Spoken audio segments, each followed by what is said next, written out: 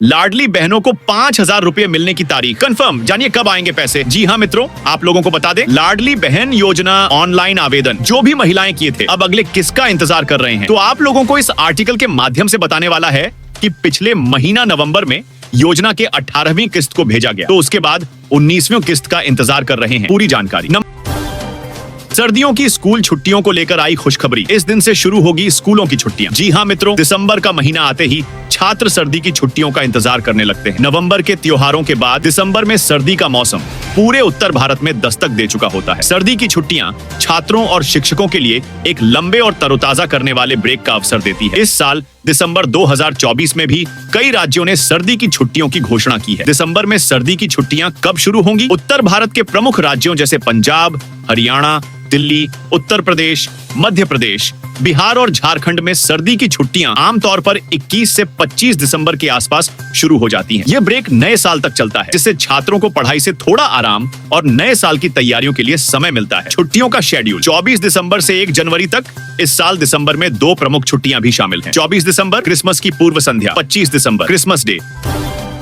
पूरे देश की महिलाओं को फ्री में सिलाई मशीन दे रही है मोदी सरकार। आप भी ऐसे उठा सकते हैं फायदे। जी हाँ मित्रों, को आत्मनिर्भर बनाने के लिए केंद्र सरकार कई सारी योजनाएं चलाती है। योजनाएं महिलाओं के सशक्तिकरण के उद्देश्य से चलाई जा रही है। कुछ समय पहले केंद्र सरकार ने महिलाओं को सशक्त बनाने के लिए खास योजना शुरू की है, जिसका उद्देश्य फ्री सिलाई मशीन योजना है। केंद्र सरकार योजना के तहत हर प्रदेश की 50,000 महिलाओं को मुफ्त सिलाई मशीन दे रही है। सरकार ने ये फैसला इसलिए किया है कि महिलाएं अपने घर में सिलाई करके पैसा कमा सकें, घर की देखभाल कर सकें। सरकार की फ्री सिलाई मशीन योजना का लाभ लेकर हर महिला अपना खुद का रोजगार शुरू कर पा रही है। आपने अगर इस योजना के लिए आवेदन किया है तो सबसे पहले आपको जानना होगा कि आप इस योजना के लिए पात्र हैं या फिर नहीं। आप इसमें आवेदन कैसे कर सकते हैं, आइए सब कुछ जानते हैं। क्या है फ्री सिलाई मशीन योजना? केंद्र सरकार की फ्री सिलाई मशीन योजना सिर्फ महिलाओं के लिए ही है, जिससे रोजगार के लिए बाहर जाने वाली महिलाएं घर पर ही अपना खुद का रोजगार शुरू कर सकें। सरकार महिलाओं को सिर्फ सिलाई मशीन ही नहीं दे रही है, बल्कि सिलाई मशीन चलाने की ट्रेनिंग भी दे रही है।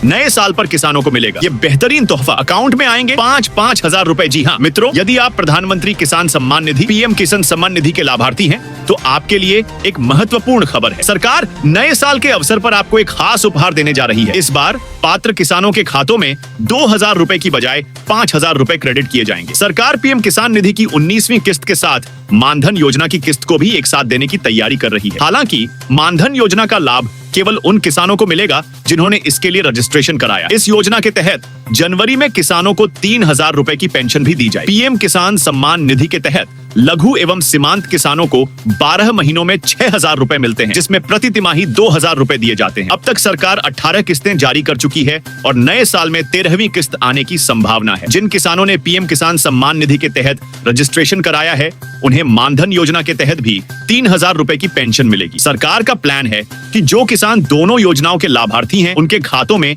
एक साथ 5,000 रुपए जमा किए जाएं। पीएम किसान मानधन योजना का लाभ किसानों को 60 साल की उम्र के बाद मिलने लगता है, जिसके लिए मामूली मासिक योगदान करना होता है। हालांकि अभी तक सरकार ने इसकी आधिकारिक घोषणा नहीं की है, मगर सूत्रों के अनुसार 13वीं किस्त के साथ मानधन योजना की पेंशन जारी करने पर विचार चल रहा है। मानधन योजना का लाभ उन्हीं किसानों को मिलता है जिन्होंने पीएम किसान निधि के तहत रजिस्ट्रेशन कराया है, और इसमें 18 से 40 साल के बीच के लोग शामिल हो सकते हैं। योजना में भाग लेने के लिए पात्र किसान को 55 रुपए से 200 रुपए तक का मासिक निवेश करना होता है।